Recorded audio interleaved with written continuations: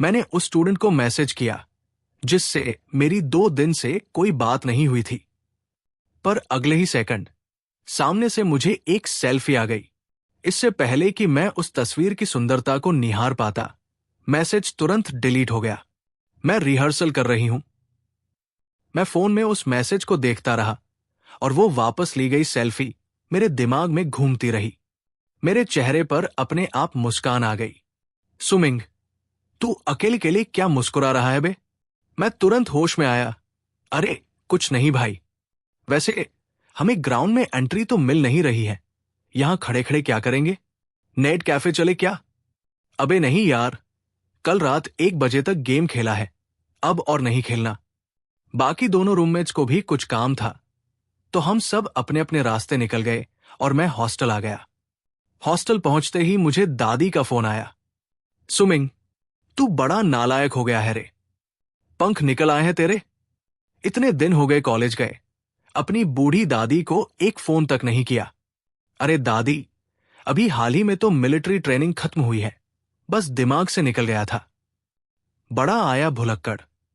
दादी की तो कोई याद ही नहीं है तुझे। अच्छा दादी, अचानक फोन कैसे किया? कोई खास बात? हाँ, बात तो है। अब तू कॉलेज में आ गया है तो दादी का थोड़ा हाथ बंटा। नजदीक के किंगयांग शहर में एक ऑक्शन होने वाली है। मैं किसी से डिटेल्स भिजवाती हूं, ध्यान से देख लेना। इससे पहले कि मैं कुछ और पूछता, दादी ने फोन काट दिया। अब करने को तो कुछ था नहीं, तो मैं सो गया। जब आंख खुली तो शाम के इवेंट का टाइम हो चुका था। इवेंट शुरू हो चुका था और दर्शक अपनी अपनी सीटों पर बैठ चुके थे। स्टेज पर एंकरिंग मेरी सीनियर ही कर रही थी। सीनियर का जलवा ही ऐसा था कि जैसे ही वो स्टेज पर आती, पूरा हॉल तालियों से गूंज उठता। लेकिन लगभग 10 मिनट बाद अचानक एंकर बदल गया। सीनियर कहा गई, उन्हें क्यों हटा दिया? तभी अगले परफॉर्मेंस का अनाउंसमेंट हुआ। Dance with me, Feng Qiuhuang. Music composer Xi किंगशुए।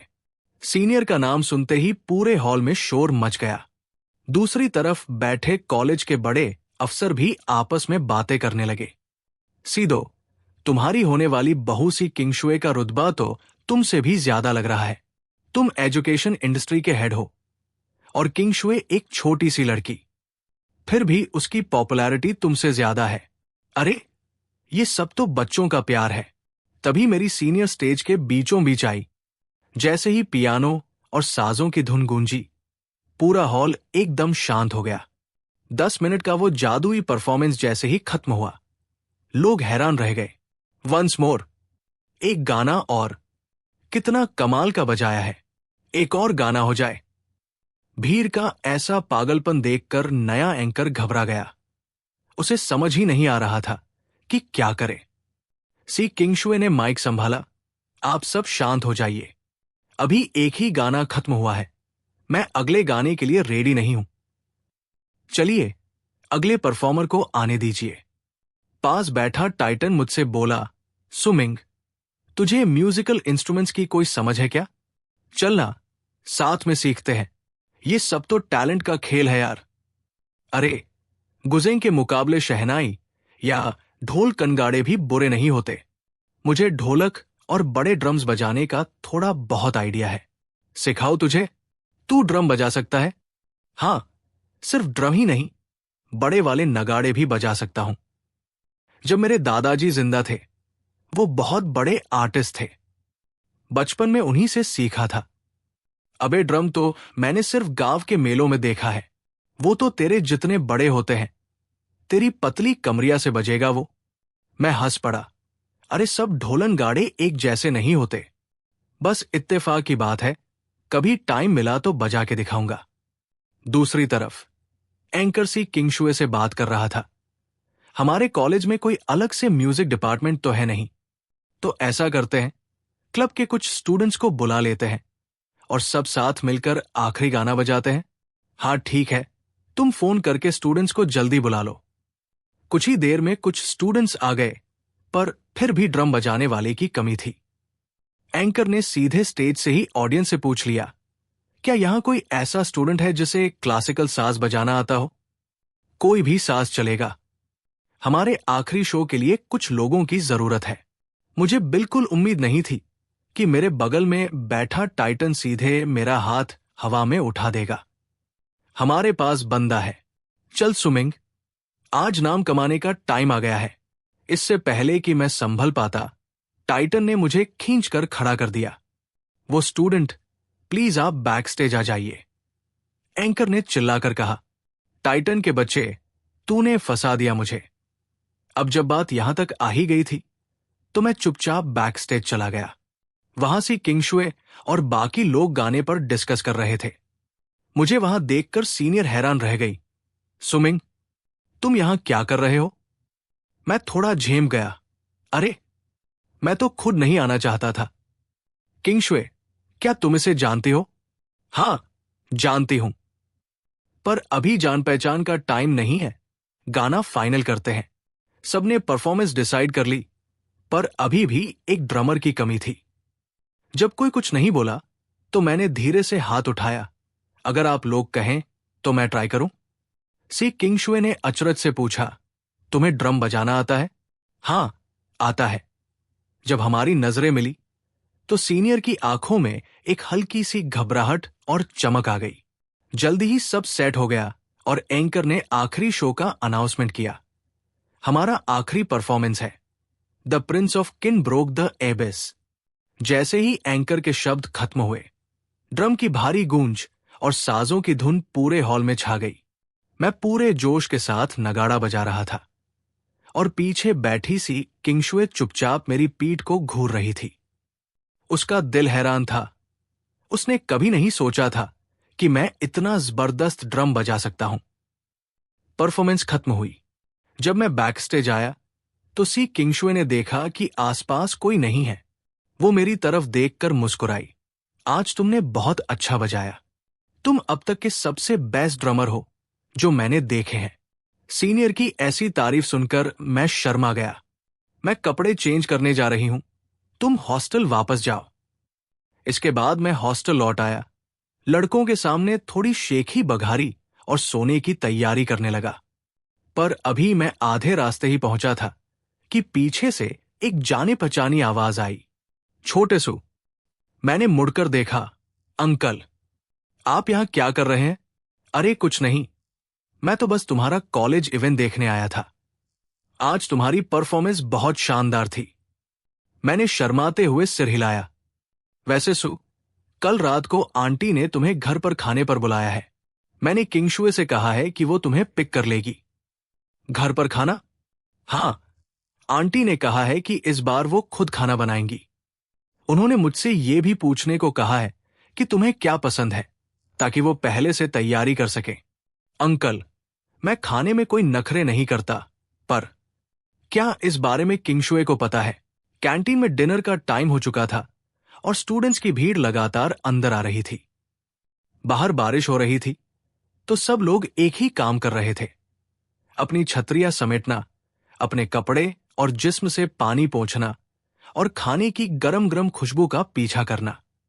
खिड़कियों पर भाप की सफेद परत जमी हुई थी, जिससे बाहर का कुछ नजर नहीं आ रहा था।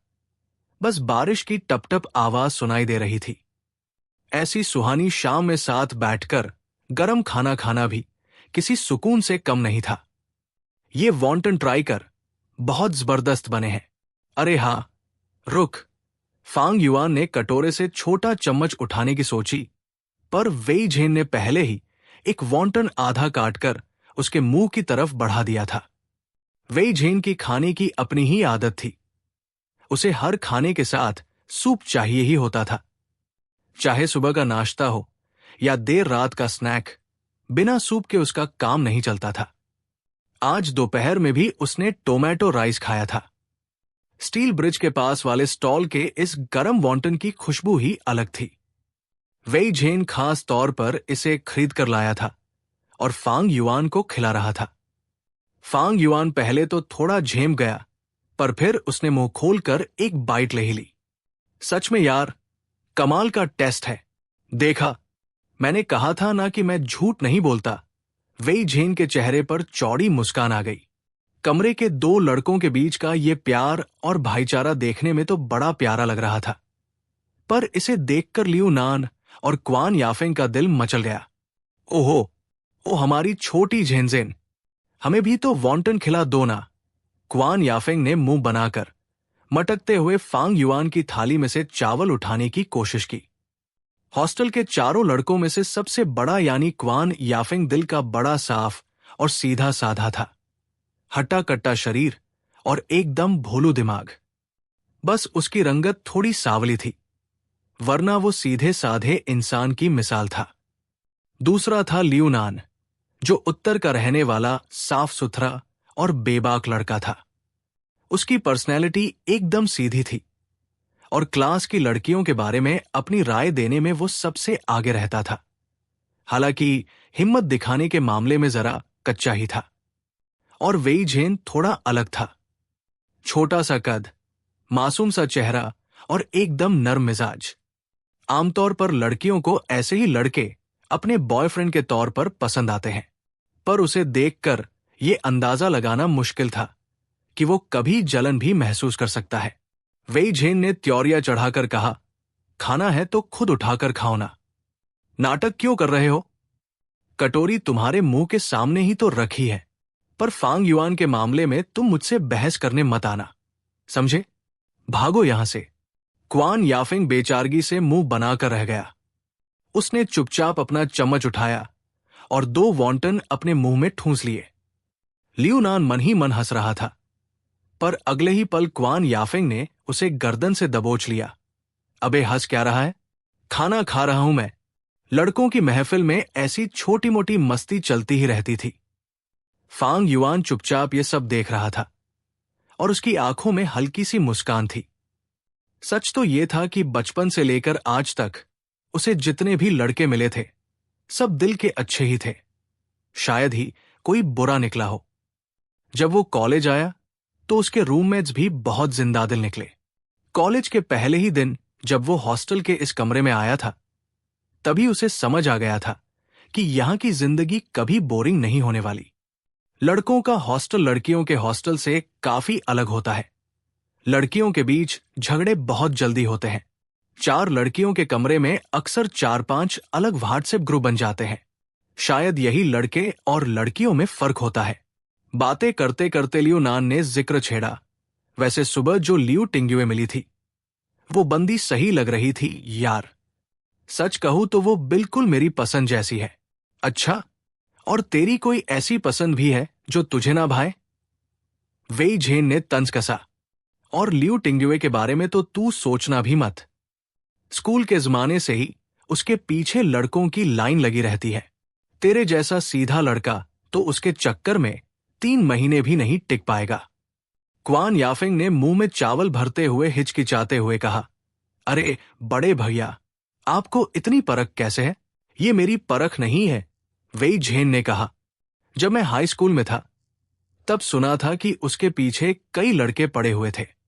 कुछ ने तो कॉलेज के कन्फेशन वॉल पर उसके लिए हजार शब्दों के लव लेटर लिख डाले थे। और जब स्कूल खत्म हुआ तो कई लड़कों ने बड़े बड़े प्लान बनाकर उसे प्रपोज भी किया था। तो इसमें दिक्कत क्या है? दिक्कत क्यों नहीं है? इतने सारे लड़कों ने उसे प्रपोज किया, पर उसने आज तक किसी एक को भी साफ साफ मना नहीं किया। क्वान याफेंग ने लियू नान की बाह पकड़कर समझाया, तू ही सोच, अगर तू किसी लड़की के आगे अपनी फीलिंग्स रखता है और वो ना तो तुझे हाँ बोलती है और ना ही मना करती है, बल्कि यही कहती है कि अभी मेरा इन सब का इरादा नहीं है, तो तू तो यही समझेगा ना कि तेरे लिए अभी भी चांस है। क्वान याफेंग ने जोर से ताली बजाई। ना हाँ कहना, ना जिम्मेदारी लेना, ना साफ मना करना। और जब तू निराश होने लगे तो थोड़ी सी उम्मीद की किरण दिखा देना। इसे कहते हैं बंदे को फंसाकर रखना, फिशिंग करना। फांग युआन ने यह नहीं सोचा था कि भले ही बड़ा भाई सीधा साधा दिखता हो, पर इंसान की पहचान उसे बहुत गहराई से है। सच में ऐसी लड़कियां होती हैं जो अपनी अच्छी शक्ल सूरत के दम पर लड़कों का ध्यान आसानी से खींच लेती है और इस पॉपुलैरिटी का मजा लेती है। लियू टिंग्युए का स्वभाव भी ऐसा ही लगता था। सबके साथ मीठी बातें करना, किसी को भी बुरा न महसूस होने देना और इस चक्कर में अपने घमंड को संतुष्ट करना। वैसे फोटो में तो सच में बहुत सुंदर लगती है। वेई झेन ने अपना फोन निकालकर लियू टिंग्युए का सोशल मीडिया अकाउंट दिखाया। उसका अकाउंट देखकर लगता था जैसे हर फोटो पर बहुत काम किया गया हो।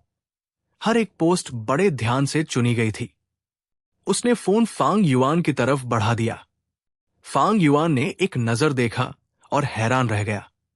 लियू टिंग्युए अगर असलियत में 6 नंबर की सुंदरता रखती थी तो मेकअप के बाद वो 7 की लगती होगी।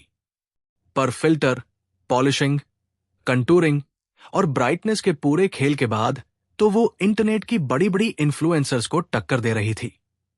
आम कॉलेज की लड़कियों के बीच ऐसी सुंदरता दिखना कोई आम बात नहीं थी। सुंदर सुंदर भारी शब्दों की आड़ में असल में वो अपनी बात खुलकर कहना चाहती है। फांग युआन ने उसकी एक पोस्ट का कैप्शन पढ़कर सुनाया। कैप्शन में लिखा था, लियू टिंग्युए स्कूल के एक बेंच पर बैठी अपने लंबे बालों को संवार रही थी और पूरे फोटो में एक अलग ही उदास और रोमांटिक माहौल बनाया गया था। और ये वाला देखो, मुझे डर लगता है कि मेरी ये पजेसिव आदतें तुम्हें दूर न कर दें। शायद मैं कभी इस लायक थी नहीं कि कोई मुझे पूरे दिल से चुने। वेई झेन ने दूसरी पोस्ट पढ़कर सुनाई। ये पढ़ते ही वेई झेन का शरीर कांप उठा। अरे बाप रे, मेरे तो रोंगटे खड़े हो गए। इतना ओवरटॉप ग्रीन टी ड्रामा। शायद उसे सच में लगता है कि दिल के मामले में उसे बहुत चोट पहुंची है और वो किसी सच्चे प्यार की तलाश में है। पर असलियत में उसे किसी चीज से घंटा फर्क नहीं पड़ता। वैसे उसने फांग युआन को अपने क्लोथिंग डिपार्टमेंट में क्यों बुलाया था? वो क्या चाहती है, ये कहना तो बड़ा मुश्किल है। फांग युआन को याद आया कि सुबह जब बिजली कड़की थी तो लियू टिंग्युए कैसे डरकर सिमट गई थी। उसे देखकर ऐसा लग रहा था मानो वो उसका मील कार्ड चुराने वाली हो। पर सच तो उस मील कार्ड से भी कहीं ज्यादा बड़ा और अजीब था। भले ही मैंने सुबह सीनियर से कहा था कि वो हमारे लिए अपनी सहेलियों से जान पहचान करवाए, पर भाइयों, एक बात हमेशा याद रखना। क्वान याफेंग ने एक लंबी सांस ली और बड़े ही गंभीर लहजे में कहा, आज के जमाने में सच्चे प्यार करने वाले बहुत कम रह गए हैं। हम नए जमाने के युवाओं को एक बात हमेशा गांठ बांध लेनी चाहिए। कैसा नियम भाई? लड़कियों के आगे कभी चमचा, स्वीट डॉग नहीं बनना। अगर हमारे में से कोई भी किसी लड़की का चमचा बना तो भाई मत समझना मुझे उसका। एकदम सही बात बोली। लियू नान ने अपनी तोंद थपथपाते हुए जोरदार समर्थन किया। उसकी नजरों में बड़े भाई यानी क्वान याफिंग की इज्जत अचानक 100 गुना बढ़ गई थी। फांग युआन ने भी मुंह में चिकन की बाइट दबाते हुए थम्सअप दिखाया। वो अभी खा ही रहा था कि उसकी जेब में रखा फोन अचानक थरथराने लगा। फांग युआन ने फोन निकाला और देखा। नंबर तो अननोन था, पर कॉल सु याओ सु शी का ही था।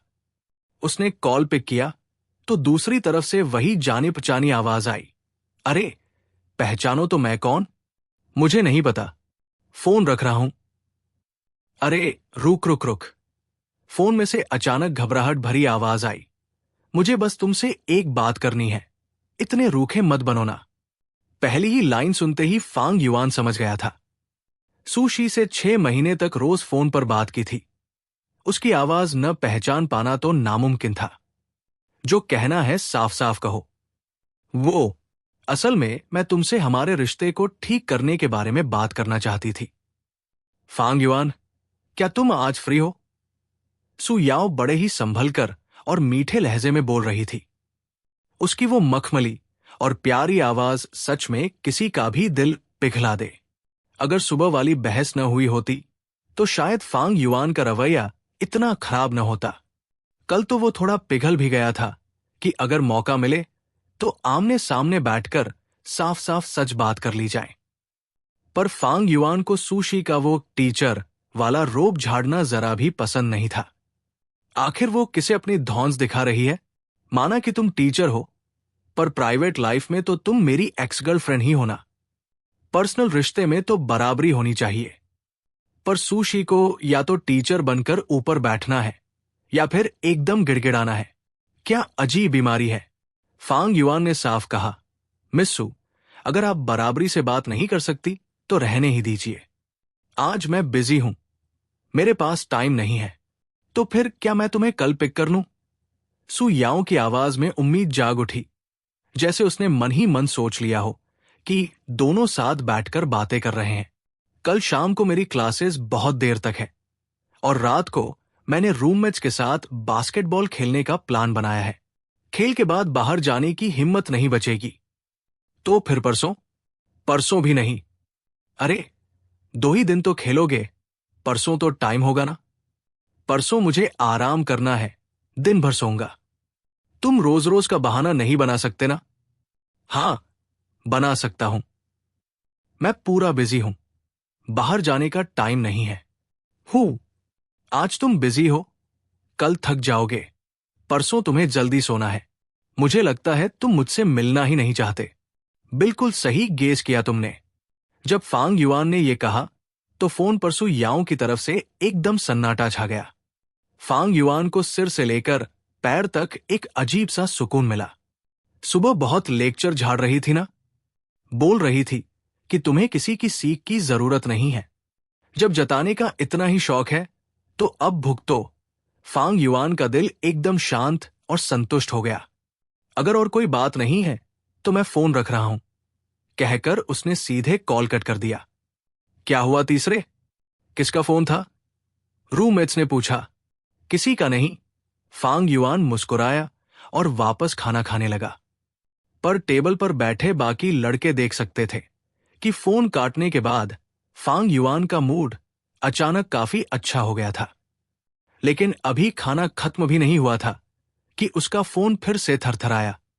फांग युआन ने दोबारा कॉल उठाया, पर इस बार वो कुछ नहीं बोला। वो सू याओ के बोलने का इंतजार करने लगा। तुमने सीधे फोन काट दिया। तुम्हें क्या लगता है मैं बहुत सीधी साधी हूं जो तुम जब चाहो सुना दोगे? सू याओ का टोन शुरू में तो गुस्से वाला था, पर फांग युआन की खामोशी देखते ही उसकी आवाज धीरे धीरे ढीली पड़ गई। या फिर तुम्हें लगता है कि मैं कोई मोम की गुड़िया हूं? फांग युआन ने तंज कसा। नहीं नहीं, मेरी इतनी हिम्मत कहा कि मैं आप पर रोब झाड़ू या आपको सिखाऊं कि क्या करना है। सू याओ को बहुत गुस्सा आया। उसने अपने होंठ चबाए और मुट्ठियां भींच ली। उसे समझ नहीं आ रहा था कि उसकी गलती कहाँ हुई, पर बात जो भी हो, मनाना तो उसी को पड़ेगा। लड़कों को तो पुचकारना ही पड़ता है। फांग युआन ने कहा, चलो, इस बार तुम्हारा एटीट्यूड सही है। बताओ, क्या काम है? कुछ खास नहीं। अब ठंड आने वाली है और कॉलेज में काफी सर्दी रहती है। मुझे डर था कि कहीं तुम्हें जुकाम न हो जाए, तो क्या मैं तुम्हारे लिए 2-4 जोड़ी कपड़े खरीद दूं? जरूरत नहीं है।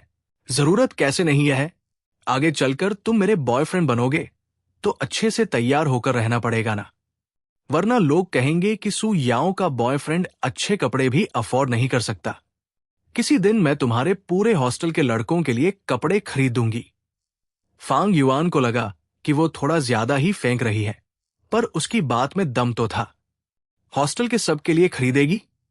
उसने सिर उठाकर अपने दोस्तों को देखा और फोन पर कहा, ठीक है, मेरे लिए खरीद लो। पैसे मैं तुम्हें बाद में ट्रांसफर कर दूंगा। सू याओ ने बिना हिचकिचाए हाँ कह दिया।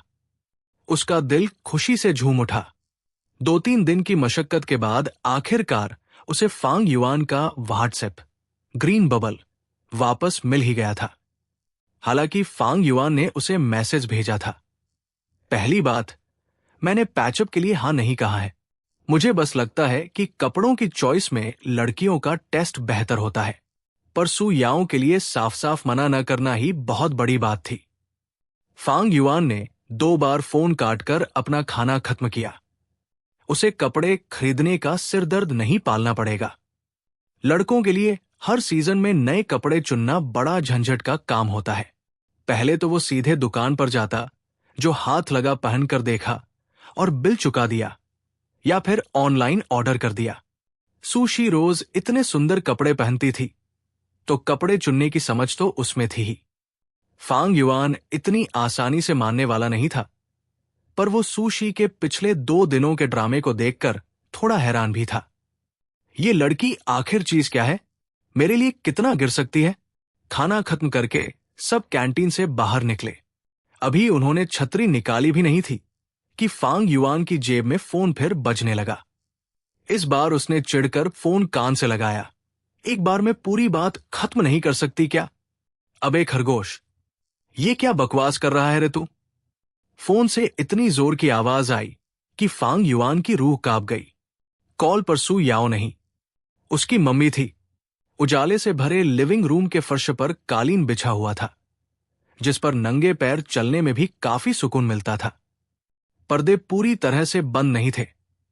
दोनों पर्दों के बीच थोड़ी सी जगह से बाहर होती बारिश साफ दिखाई दे रही थी। कमरे में लाइव स्ट्रीमिंग का हर तरह का सामान और इक्विपमेंट्स ठूंस ठूंस कर भरे हुए थे। सू याओ कमरे के अंदर आई और उसने अपने फोन की स्क्रीन बंद कर दी, पर उसके चेहरे पर अभी भी वही मुस्कान बनी हुई थी। एंकर वापस आ गई है। लो, मैं आ गई, वो बोल रही थी। कंप्यूटर स्क्रीन पर साफ देखा जा सकता था कि काले कपड़ों में एक सफेद कॉलर वाली बिल्ली ठीक वही हरकते और एक्सप्रेशंस कर रही थी जो सू याओ कर रही थी। वो देखने में बहुत ही क्यूट लग रही थी। सू याओ के हाथों और पैरों में भी वही मोशन कैप्चर सेंसर्स लगे हुए थे। यही सू याओ का काम था। वो घर पर रहने वाली एक होम मेकर भी थी और एक वर्चुअल यूट्यूबर, वीट्यूबर भी। वर्चुअल एंकर्स का कॉन्सेप्ट पिछले 7-8 सालों से चल रहा था। हाल के सालों में अलग अलग लाइव प्लेटफॉर्म्स ने इस फील्ड में ढेरों नए लोगों को एंट्री दी है। आसान शब्दों में कहें तो एक असली इंसान सेंसर्स पहनता है और ऑप्टिकल मोशन कैप्चर सिस्टम के जरिए उसके चेहरे के भाव और बॉडी मूवमेंट्स को एक वर्चुअल 3D एनिमेशन कैरेक्टर पर ट्रांसफर करके लाइव ब्रॉडकास्ट किया जाता है। सू याओ 2 साल पहले इस फील्ड में आई थी। अपने वर्चुअल कैरेक्टर में उसकी पहचान एक सिंगर की थी, एक ऐसी अमीर लड़की जो अपने घर के तौर तरीकों से तंग आकर बाहर भटक रही थी। हैरानी की बात यह थी कि उसकी पॉपुलैरिटी बहुत ही जबरदस्त थी। उसके लाइव ब्रॉडकास्ट रूम में एक समय पर लगभग 10,000 लोग ऑनलाइन रहते थे, जो वर्चुअल एंकरिंग की दुनिया में एक बहुत बड़ा नंबर था। स्क्रीन पर मैसेजेस और कमेंट्स की बौछार हो रही थी। हालांकि उसकी ज्यादातर ऑडियंस फीमेल फैंस की थी। सू याओ इस इंडस्ट्री में अपने शौक की वजह से आई थी। जब वो अपने डिप्रेशन और अकेलेपन से जूझ रही थी, तब इंटरनेट ने ही उसे अपनी मौजूदगी का एहसास कराया था। उसके पास ऐसे कई ऑनलाइन दोस्त थे जो उसके साथ पागलों की तरह मस्ती करते थे। इसी पॉजिटिव एनर्जी को दूसरों तक पहुंचाने के लिए उसने लाइव स्ट्रीमिंग शुरू करने का फैसला किया था। उसने अपनी बहन को बताया था कि वो एक वर्चुअल एंकर बनना चाहती है। उसकी बहन सूशी ने तुरंत हाँ कह दी थी।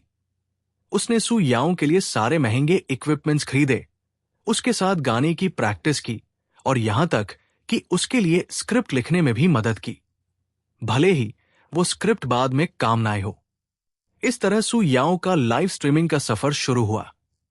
लाइव स्ट्रीम के दौरान दर्शकों के साथ मजाक करने और हाजिर जवाबी की कला उसने हजारों लोगों से इंटरैक्ट करते करते ही सीखी थी।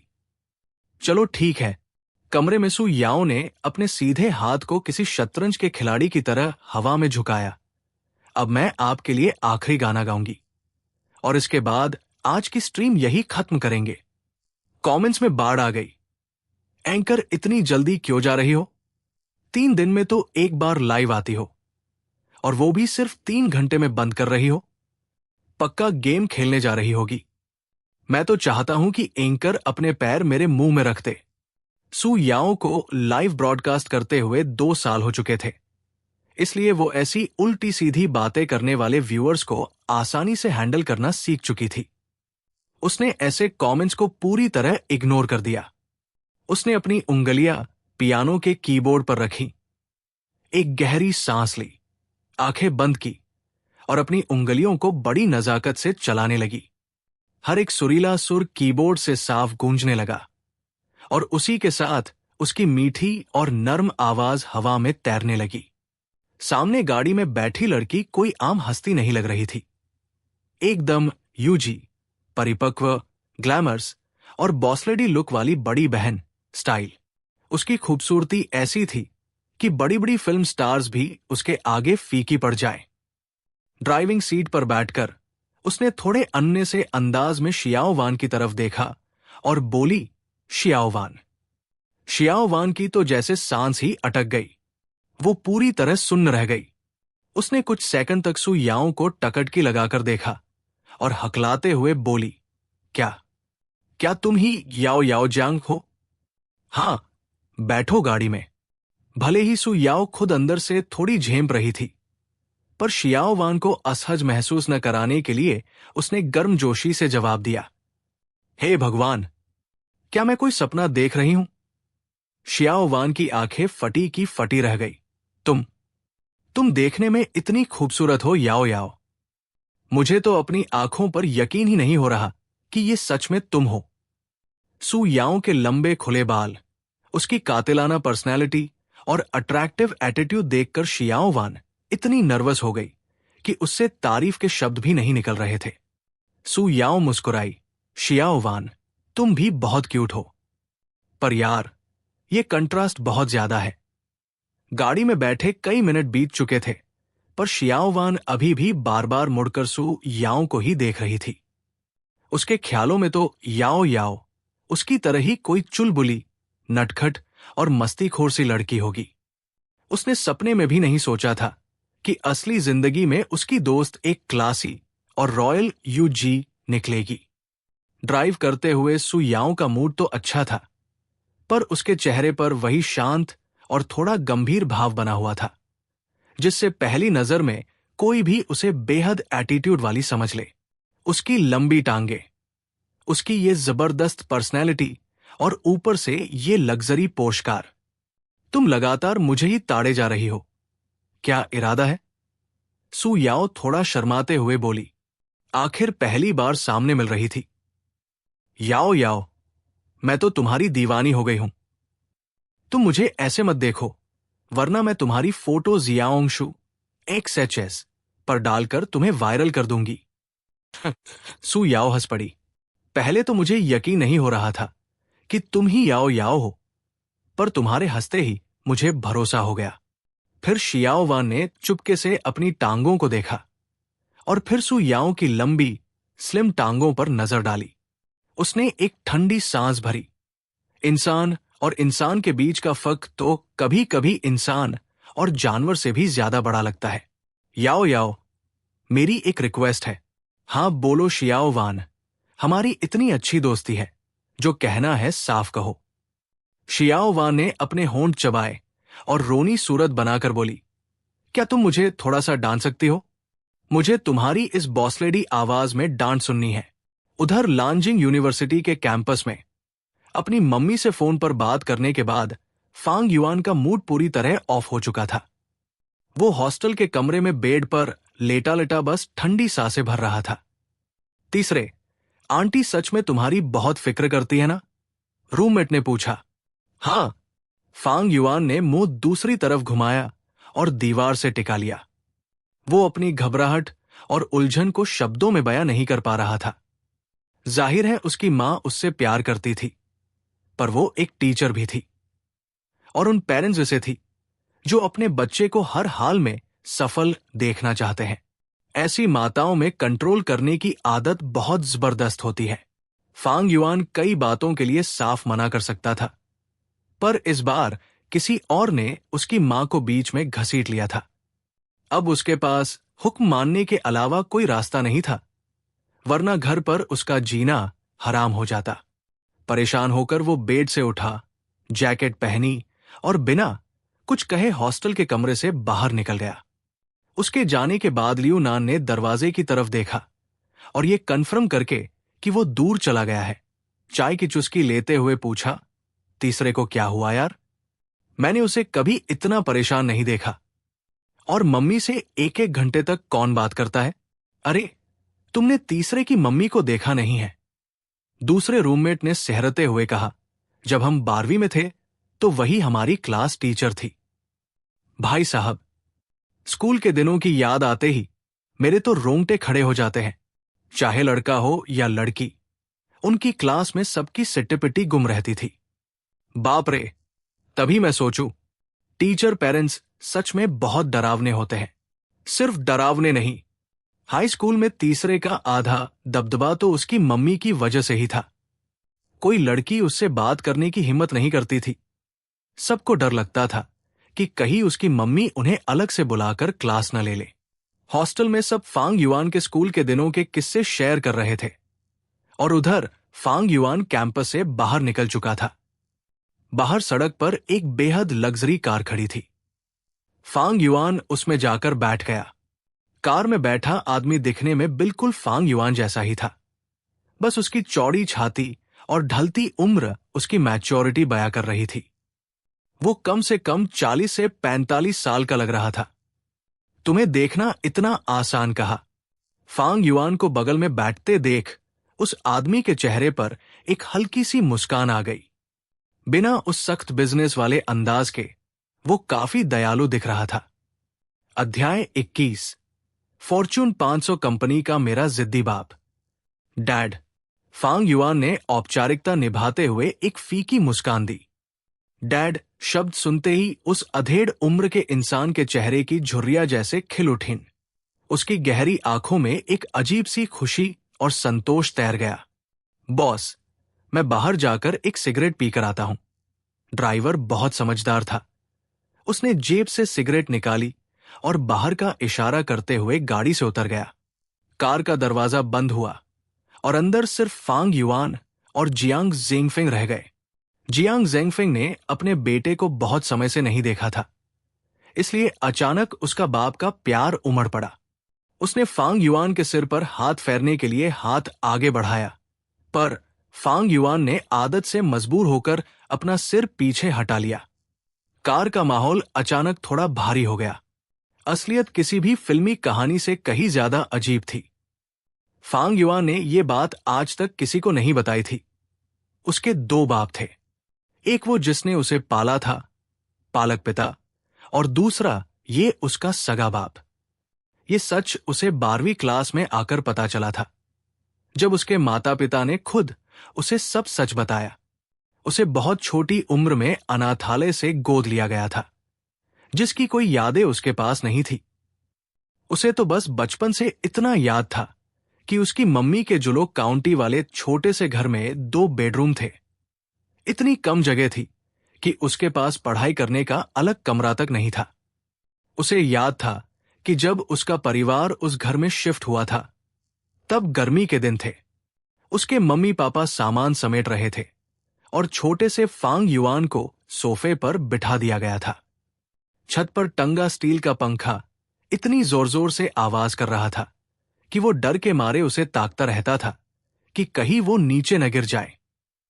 बचपन में वो अपनी मम्मी के साथ स्कूल जाता था, डायस पर बैठकर खेलता था और छुट्टी के बाद हाई स्कूल के बड़े लड़कों के साथ कागज के जहाज उड़ाता था। उत्तर के एक छोटे से 18वें दर्जे के कस्बे में पला बढ़ा फांग युआन जब 12वीं में पहुंचा, तो अचानक एक दिन उसका एक बेहद अमीर सगा बाप सामने आ खड़ा हुआ। कोई भी बच्चा इस बात को आसानी से स्वीकार नहीं कर सकता था। कैसी चल रही है कॉलेज लाइफ? जियांग जेंगफेंग ने पूछा। क्या तुम्हें अफसोस है कि तुमने वो रास्ता नहीं चुना जो मैंने तुम्हारे लिए तय किया था? नहीं, फांग युआन ने कहा, मैं यहां रोज खुश हूं। यहां के प्रोफेसर्स और स्टूडेंट्स बहुत अच्छे हैं। अफसोस करने जैसी कोई बात नहीं है। और हॉस्टल का माहौल अच्छा है। 4 लड़कों का कमरा है, ऊपर बेड, नीचे स्टडी टेबल। पैसे चाहिए? आपने जो कार दिया था, मैंने उसमें से एक भी रुपया खर्च नहीं किया है। वो वैसे का वैसा बैंक में पड़ा है। अपने बाप के पैसे खर्च करने में क्या हर्ज है?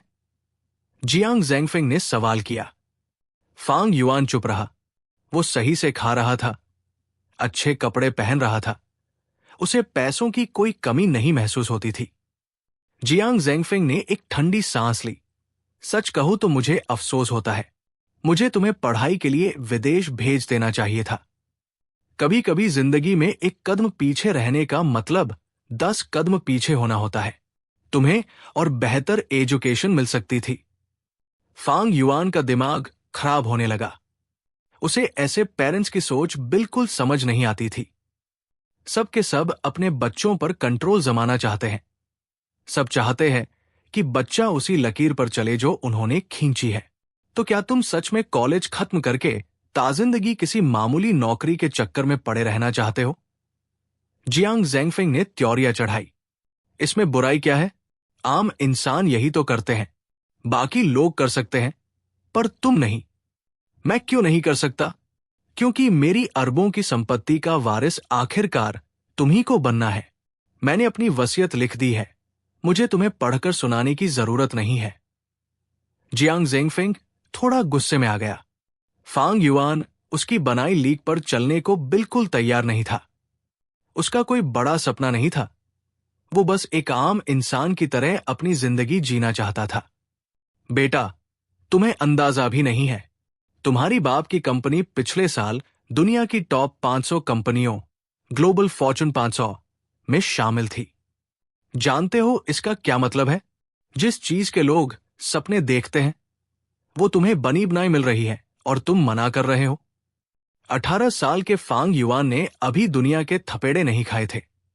जियांग ज़ेंगफिंग ने सोचा कि जब इसे बाहर धक्के मिलेंगे तब इसे समझ आएगा कि बाप के बिजनेस की गद्दी संभालना ही सबसे समझदारी का काम है।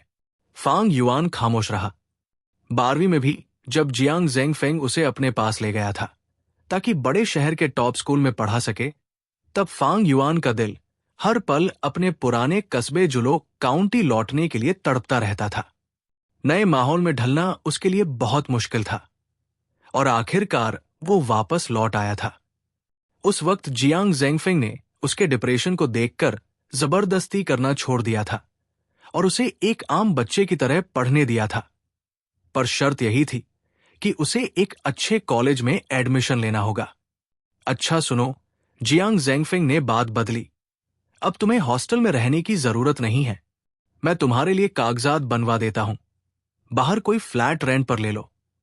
क्यों? फांग युआन ने सिर उठाकर पूछा। बाहर रहना ज्यादा आरामदायक है और मेरे लिए भी तुमसे मिलना आसान रहेगा। नहीं, मैं हॉस्टल में ठीक हूं। अगर तुम नहीं मानोगे तो क्या तुम चाहते हो कि मैं सीधे तुम्हारे कॉलेज के डीन से बात करूं? जियांग ज़ेंगफिंग ने अपना फोन निकाला। आज मैंने तुम्हें कितने मैसेज किए, कितनी कॉल्स की? तुमने एक का भी जवाब नहीं दिया। अगर मैं चाहता तो तुम्हारे कॉलेज के हेड्स को फोन कर सकता था, पर तुम्हारे आत्मसम्मान का ख्याल रखते हुए मैंने ऐसा नहीं किया। यहां तक कि मैं अपनी गाड़ी भी कैंपस के अंदर नहीं लाया। बाहर 1 घंटे से तुम्हारा इंतजार कर रहा हूं। फांग युआन के शब्द गले में ही अटक गए। बात जो भी हो, उसके सगे बाप ने उसकी प्राइवेसी और फीलिंग्स का ध्यान तो रखा ही था। ठीक है, मैं बाहर रह लूंगा, फांग युआन ने हार मानते हुए कहा। पर मैं खाना कॉलेज की कैंटीन में ही खाऊंगा और साइकिल से कॉलेज आऊं जाऊंगा। और हां, मेरे लिए कोई ड्राइवर या खाना पकाने वाली दाई, नैनी रखने की जरूरत नहीं है। डील मंजूर है। जियांग ज़ेंगफिंग की आंखों में एक चालाक चमक आ गई। आखिर बाप तो बाप होता है। 2-3 बातों में ही उसने बेटे को अपने हिसाब से मना लिया था। रात का अंधेरा पूरे लांजिंग शहर को अपनी आगोश में ले चुका था। सुशी दिन भर का काम खत्म करके अपने अपार्टमेंट पहुंची, पर जैसे ही लिफ्ट का दरवाजा खुला, सामने का नजारा देखकर वो हैरान रह गई। लिफ्ट के बाहर 4-5 लोग भारी भरकम फर्नीचर उठाने में व्यस्त थे। उसके ठीक सामने वाले फ्लैट का दरवाजा खुला हुआ था। अंदर सब एकदम साफ सुथरा था और लिविंग रूम में नए पैक्ड होम अप्लायंसेज और फर्नीचर का ढेर लगा हुआ था। ये क्या, कोई नया पड़ोसी शिफ्ट हो रहा है? सुशी को अचरज हुआ।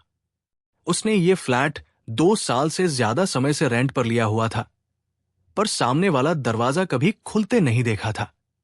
उसे लगा था कि शायद वो कोई अनबिका खाली फ्लैट है। लांजिंग शहर के इस पॉश इलाके में इस हाई एंड सोसाइटी का महीना रेंट ही 18,000 युआन से ज्यादा था और फ्लैट की कीमत 30 लाख युआन से ऊपर थी। वैसे तो सुशी को बिना पड़ोसियों के रहना ही पसंद था ताकि कोई डिस्टरबेंस न हो, पर अब जो था सो था। अरे मैडम, सॉरी, हमने आपका रास्ता तो नहीं रोका? मूवर्स एंड पैकर्स वाले एक लड़के ने माफी मांगते हुए पूछा। कोई बात नहीं, आप अपना काम कीजिए। जी बस आधा घंटा और लगेगा। हम आपकी आराम में खलल नहीं डालेंगे। लड़के ने तमीज से रास्ता छोड़ते हुए कहा। सुशी ने अपना दरवाजा खोला और अंदर चली गई। उसने मन ही मन दुआ की कि नया पड़ोसी कोई शरीफ और शांत इंसान ही हो, क्योंकि उसने पड़ोसियों के बीच रोज रोज होने वाले झगड़ों के बारे में काफी सुन रखा था। अध्याय 22। दोबारा फोन किया तो होमवर्क की सजा दूंगा। मैं थक गया भाई, अब किसी और को भेजो।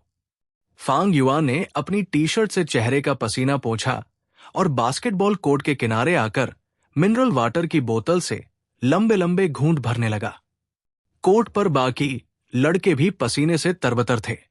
कड़कड़ाती ठंड की रात में भी सिर से भाप निकल रही थी। पर खेल का जुनून ऐसा था कि आधी रात होने को आई थी और 2 घंटे से लगातार खेलने के बावजूद कोई रुकने को तैयार नहीं था। वेई झेन थोड़ा रेस्ट कर चुका था, पर उसने वापस कोर्ट में जाने से मना कर दिया। मेरी सांस अभी तक नहीं फूली है, किसी और को भेजो। उसकी जगह एक लंबे लड़के ने अपनी जैकेट उतारी और फांग युआन की जगह खेलने उतर गया। कॉलेज लौटने के बाद से ही फांग युआन का मूड उखड़ा उखड़ा सा था। उसे समझ नहीं आ रहा था कि वो अपने रूममेट्स को ये कैसे बताए कि वो हॉस्टल छोड़कर बाहर शिफ्ट हो रहा है।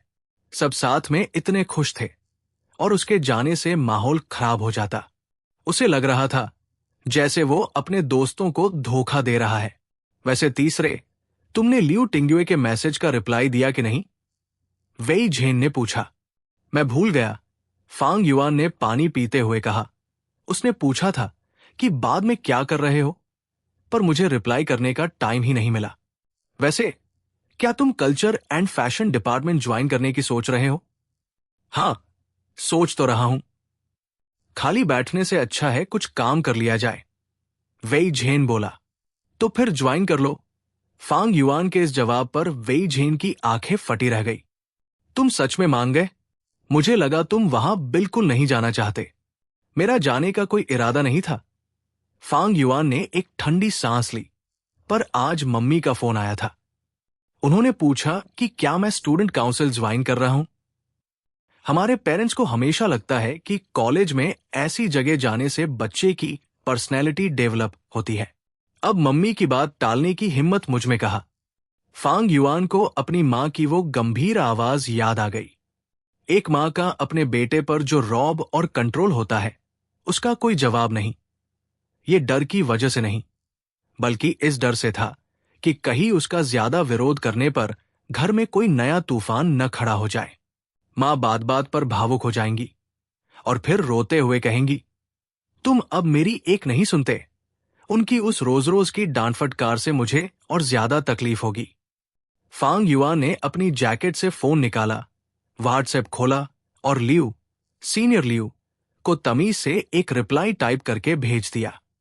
अभी वो फोन जेब में वापस रखने ही वाला था कि फोन फिर से बज उठा। Wing wing. सू याओ का मैसेज था। लो, मैंने तुम्हारे लिए कपड़े चुन लिए हैं। बताओ किस टाइम ट्राई करोगे? अगर फिटिंग सही ना हो तो जाकर बदलवा लेंगे। इतनी जल्दी? उसने रिप्लाई किया। और नहीं तो क्या, मेरे लिए तुम्हारा काम सबसे ज्यादा इंपॉर्टेंट है। बताओ, इंप्रेस हुए कि नहीं? हाँ, बहुत ज्यादा।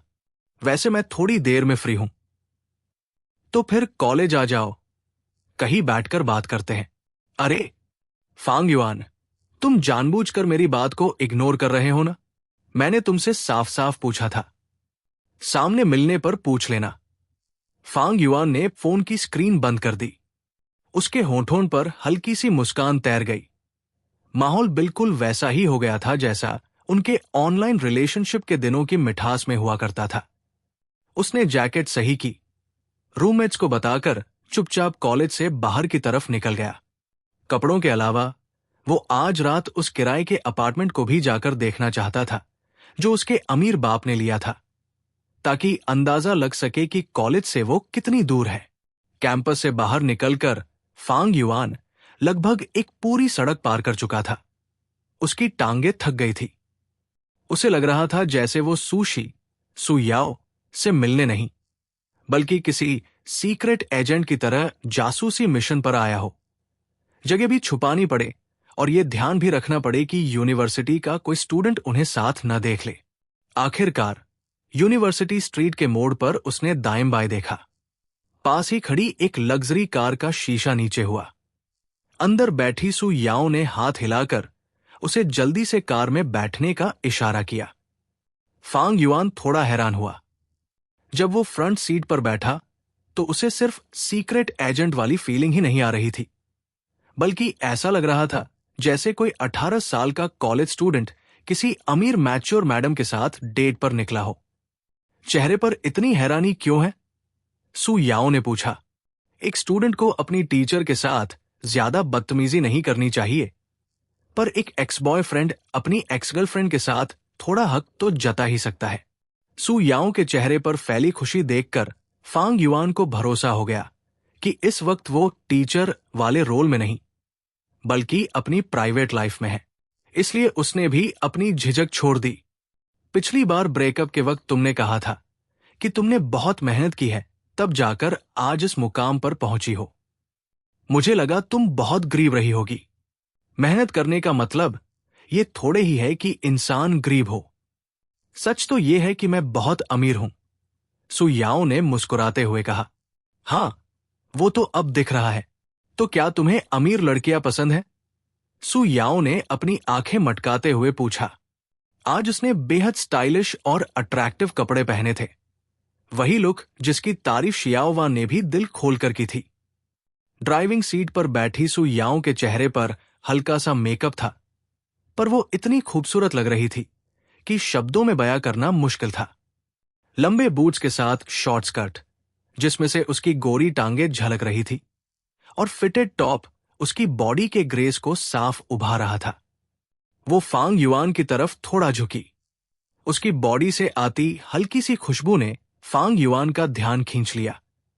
26 साल की सु याओ एक औरत के रूप में पूरी तरह मैच्योर और बेहद अट्रैक्टिव थी, पर उसकी हरकतें किसी छोटी लड़की जैसी नटखट थी, जो किसी भी मर्द को दीवाना बनाने के लिए काफी थी। पसंद नहीं है? सु याओ बोली। मैं नहीं मानती।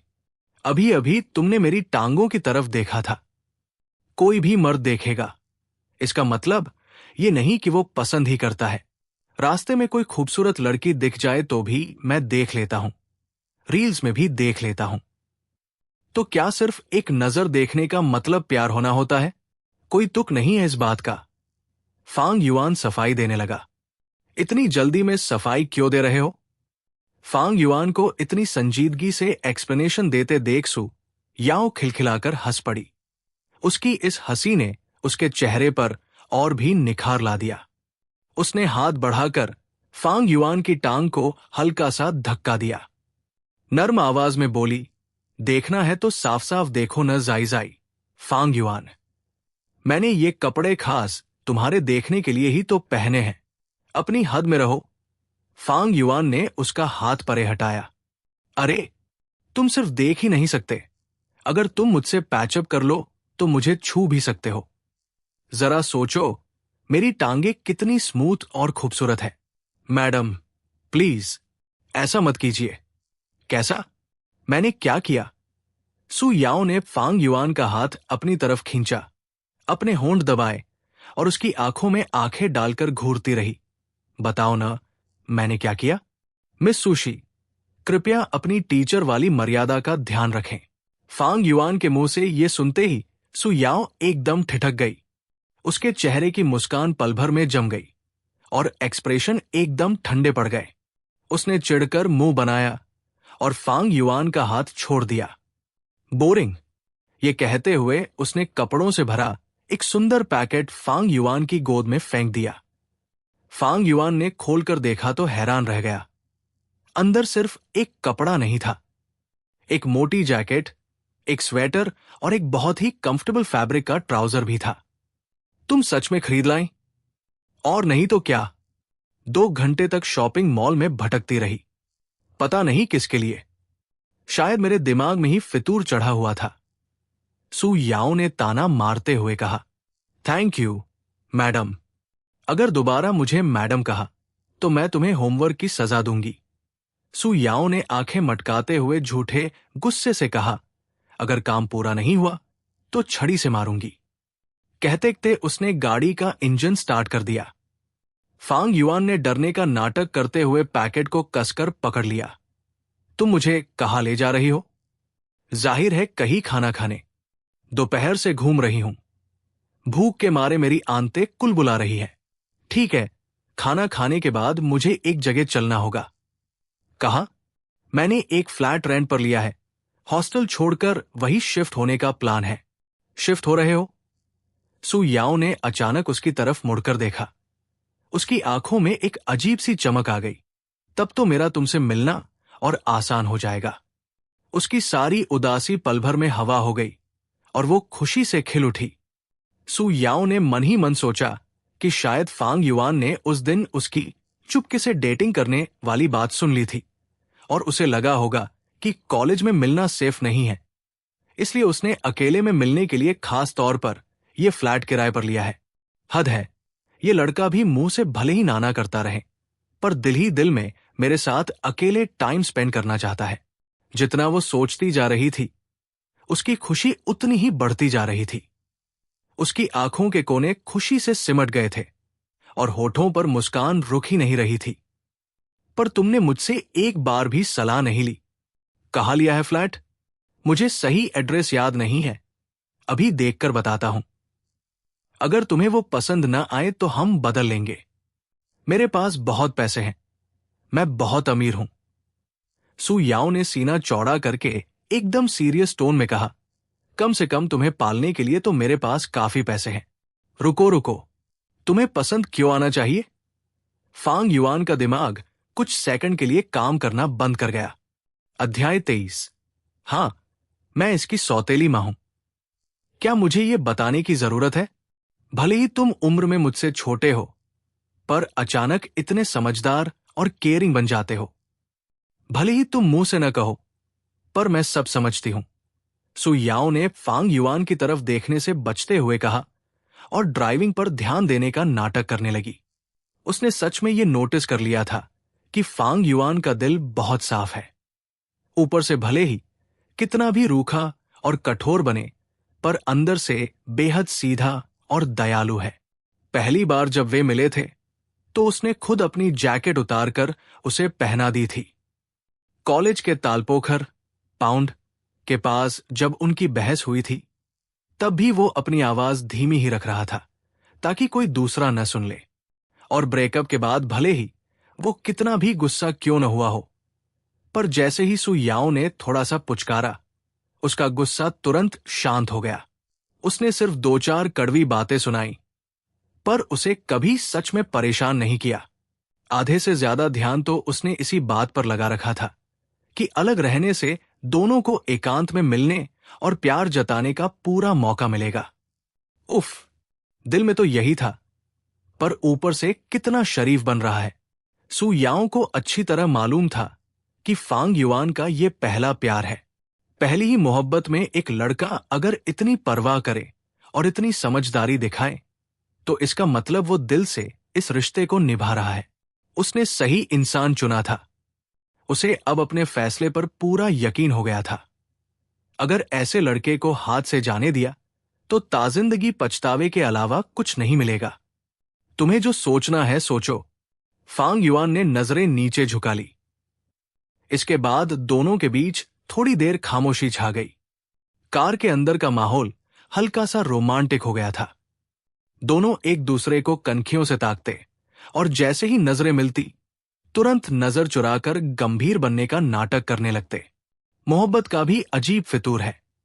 अगर इसे मजाक में कहा जाए तो इंसान 100 बार बोल कर भी नहीं शर्माता, पर अगर इसे पूरी शिद्दत और सच्चाई से बयां किया जाए तो चेहरे पर लाली आना और दिल की धड़कनें तेज होना लाजमी है।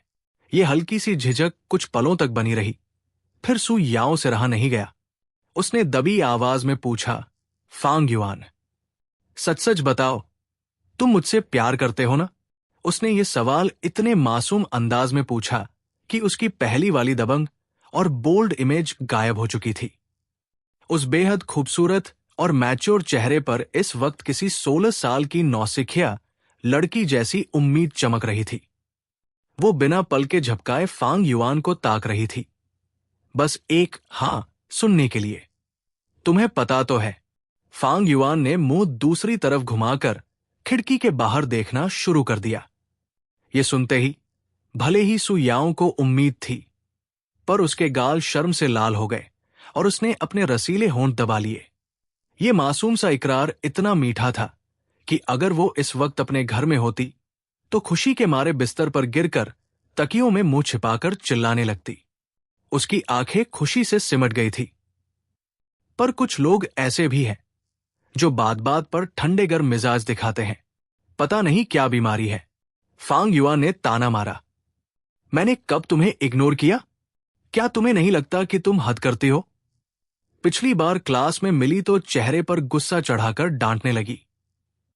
उससे पहले रेस्टोरेंट में जब मिली तो मुझसे किस किस करने को कहा, और जब मैंने किस कर लिया तो खुद ही भड़क गई। फिर कॉलेज में ऐसे बिहेव करती हो जैसे जानती तक ना हो, चाहे आसपास कोई न भी हो। क्या ये रवैया अजीब नहीं है? किस, ये शब्द सुनते ही सु याओ का पूरा जिस्म सुन पड़ गया। उसने फटी फटी आंखों से फांग युआन की तरफ देखा। उसके दिमाग में अचानक वो रेस्टोरेंट वाला दिन याद आया जब उसकी बड़ी बहन सुशी ने उसे कार में बैठने के लिए भेज दिया था। कहीं ऐसा तो नहीं कि? एक पल में सु याओ का दिमाग चकरा गया। साफ जाहिर था फांग युआन ने उसकी बड़ी बहन को किस कर लिया था, और वो उसकी बहन का पहला किस, फर्स्ट किस था।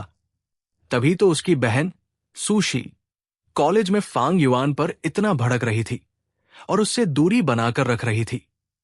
हे भगवान, ये कैसा तगड़ा कंफ्यूजन हो गया। सु याओ का चेहरा पीला पड़ गया।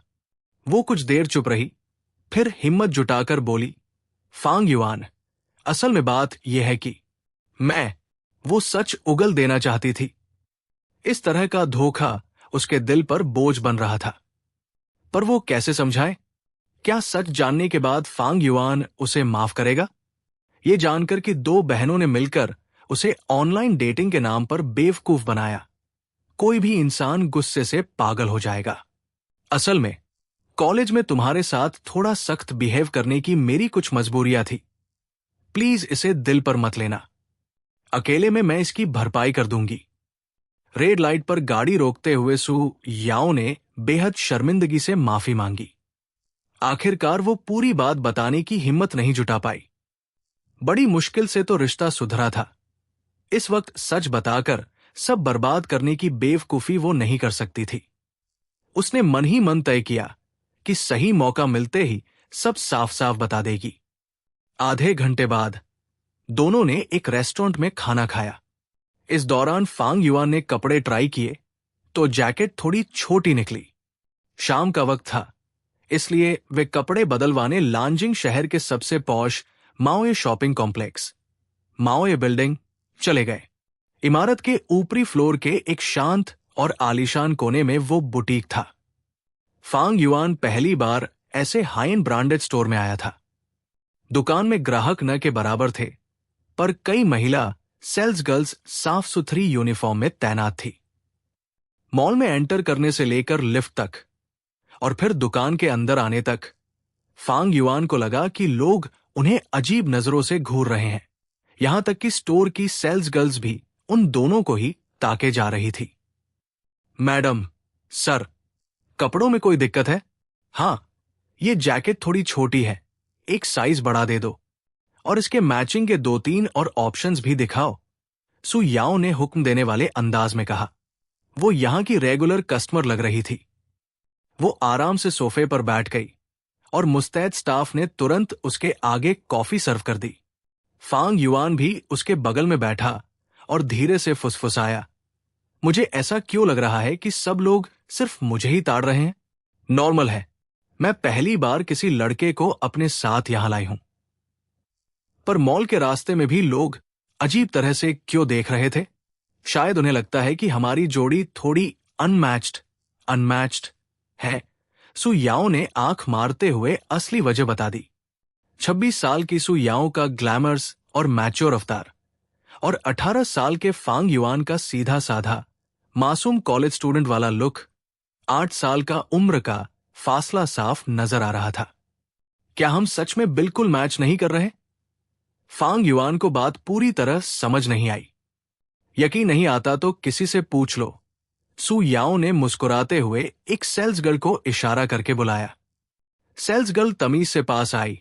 जी मैडम, मैं आपकी क्या मदद कर सकती हूं? सु याओ ने अपनी टांग पर टांग चढ़ाई और मुस्कुराते हुए पूछा, तुम्हें क्या लगता है हम दोनों का आपस में क्या रिश्ता होगा? सेल्स गर्ल घबरा गई। मैडम, हमारी ट्रेनिंग में सिखाया जाता है कि हम कस्टमर्स की पर्सनल लाइफ पर कोई कमेंट न करें। अरे कोई बात नहीं, बिंदास होकर बताओ। सेल्स गर्ल ने हिचकिचाते हुए कहा, अगर आप बुरा न माने तो क्या आप इनकी सौतेली मां, स्टेप मदर है? ये सुनते ही फांग युआन के मुंह का पानी गले में ही अटक गया। उसके माथे पर शिकन आ गई। दूसरी तरफ सु याओ अपनी हंसी नहीं रोक पाई और जोर जोर से सिर हिलाने लगी। बिल्कुल सही पकड़ा, मैं इसकी स्टेप मॉम हूं और ये मेरा लाडला। उसकी बात पूरी होने से पहले ही फांग युआन ने पीछे से उसकी गर्दन पर हाथ रखकर उसे अपनी तरफ खींच लिया। दोबारा बोलना जरा। गलती हो गई बाबा, अब नहीं बोलूंगी। सु याओ ने मासूमियत से कान पकड़े। आज मेरे कपड़े ही कुछ ज्यादा मैच्योर थे। अगली बार से थोड़ी छोटी लड़कियों वाले कपड़े पहन कर आऊंगी। सेल्स गर्ल उन दोनों की ये प्यार भरी नोकझोंक देखकर समझ गई कि असली माजरा क्या है। उसे लगा कि उम्र के फासले के बावजूद दोनों की जोड़ी सच में बेहद हसीन और रोमांटिक लग रही है। ठीक है, मैं कपड़े चेंज करके आता हूं। फांग युआन ने सु याओ को छोड़ा और चेंजिंग रूम में चला गया। 5 मिनट बाद जब वो बाहर निकला तो सु याओ कॉफी का घूंट भर रही थी। जैसे ही उसकी नजर फांग युआन पर पड़ी, उसका हाथ हवा में ही थम गया। उसकी आंखों में बेपनाह हैरानी और तारीफ तैर गई। स्टोर की बाकी सेल्स गर्ल्स भी खिंची चली आईं और आंखें फाड़े उसे देखने लगी। अध्याय 24। तुम किस सोसाइटी में रहने वाले हो? ये बॉयश वाइब या अल्हड़पन कोई ऐसी चीज नहीं है जिसे इंसान नाटकों से दिखा सके।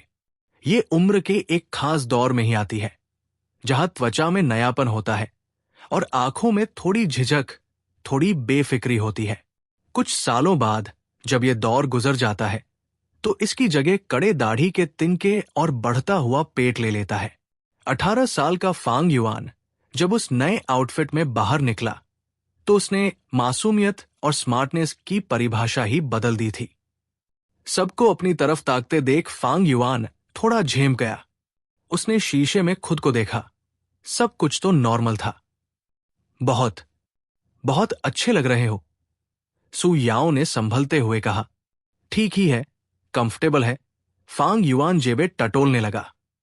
सु याओ का दिल अचानक थोड़ा बैठने लगा।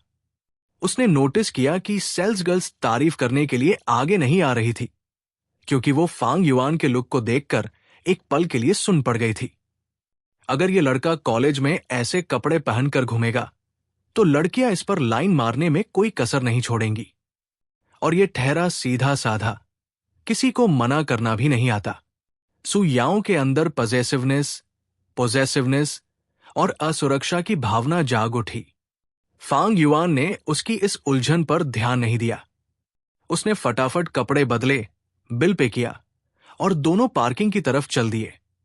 कार में बैठने के बाद भी सु याओ का मूड उखड़ा उखड़ा सा था। तुम्हारा मूड खराब है क्या? फांग युआन ने पूछा। थोड़ा सा। जो भी बात है साफ कहो। मुझसे जुड़ी है ना? कॉलेज में क्या बहुत सी लड़कियां तुम पर फिदा है? सु याओ ने धीमी आवाज में पूछा। हां, कुछ तो है। सु याओ का दिल और भारी हो गया। उसे अपने और फांग युआन के रिश्ते पर पूरा भरोसा नहीं हो पा रहा था। आखिरकार वो 26 साल की थी और कॉलेज में एक से बढ़कर एक कम उम्र की खूबसूरत लड़कियां थी। जब तक फांग युआन का ग्रेजुएशन पूरा होगा वो 30 के करीब पहुंच जाएगी। तो क्या तुमने कभी उनमें से किसी के साथ डेट करने का सोचा है? एक ही कॉलेज में साथ पढ़ना, घूमना फिरना काफी खुशनुमा होता होगा ना? कभी नहीं सोचा, फांग युआन ने बिना झिझक के कहा। क्यों? सु याओ ने चौंक कर पूछा। क्योंकि मुझे अपने से थोड़ी मैच्योर और समझदार लड़कियां पसंद है। मेरी उम्र की लड़कियां मुझे थोड़ी बचकानी लगती हैं। हाँ, बिल्कुल सही। सू याओ का चेहरा खिल उठा। बड़ी लड़कियां ज्यादा केयरिंग होती है। कॉलेज की लड़कियां सच में बहुत बोरिंग होती है। फांगजाई, तुम्हारी चॉइस बहुत जबरदस्त है। तुम्हें इस बात का डर था कि मैं कॉलेज की लड़कियों से चक्कर चला लूंगा? अरे नहीं, मुझे तो तुम पर पूरा भरोसा है। मैं ऐसा नहीं करूंगा, फांग युआन ने यकीन दिलाया। सू याओ का दिल शांत हो गया। प्यार में थोड़ा बहुत पजेसिव होना स्वाभाविक है। उसने धीरे से अपना हाथ फांग युआन के हाथ के पास खिसकाया। उनकी छोटी उंगलियां एक दूसरे से छुई और दोनों के जिस्म में एक बिजली सी दौड़ गई। फांग युआन ने खिड़की के बाहर देखते हुए आगे बढ़कर सू याओ की हथेली को अपने हाथ में थाम लिया। माहौल पूरी तरह से रोमांटिक हो चुका था। 6 महीने के ऑनलाइन रिलेशनशिप के बाद फांग युआन ने न जाने कितनी बार इस पल का सपना देखा था। अपनी गर्लफ्रेंड का हाथ थामना, उसे गले लगाना और एक आम कपल की तरह शांत पल बिताना। सू याओ की माफी के बाद उसका सारा गुस्सा कब का काफूर हो चुका था और ये हैंडहोल्डिंग उसी माफी का इकरार था। उसे फर्क नहीं पड़ता था कि सू याओ अमीर है या नहीं, खूबसूरत है या नहीं। 6 महीनों में जो प्यार पनपा था वो सच्चा था। उसने सू याओ का हाथ थोड़ा कसकर पकड़ा। चलो, अब मेरे उस किराए के घर की तरफ चलते हैं। 2 दिन में मुझे हॉस्टल से बाहर शिफ्ट होना है। ठीक है, मुझे एड्रेस बताओ, मैं जीपीएस लगा देती हूं। फेंगटिंग हुआफू अपार्टमेंट्स, शायद यही नाम है। फेंगटिंग। सू याओ ने जैसे ही ये नाम सुना, उसके कदम जम गए, उसकी भवें तंग गई और वो फटी आंखों से फांग युआन को देखने लगी। तुम सच में इसी सोसाइटी की बात कर रहे हो? हां, क्यों, क्या हुआ? सू याओ ने जैसे तैसे अपनी हैरानगी छुपाई और एक फीकी मुस्कान दी। दुनिया इतनी छोटी कैसे हो सकती है? फांग युआन ने जिस सोसाइटी में अपार्टमेंट लिया था वो कोई और नहीं बल्कि वही हाई एंड सोसाइटी थी जहां सू याओ और उसकी बहन सुशी खुद रहती थी।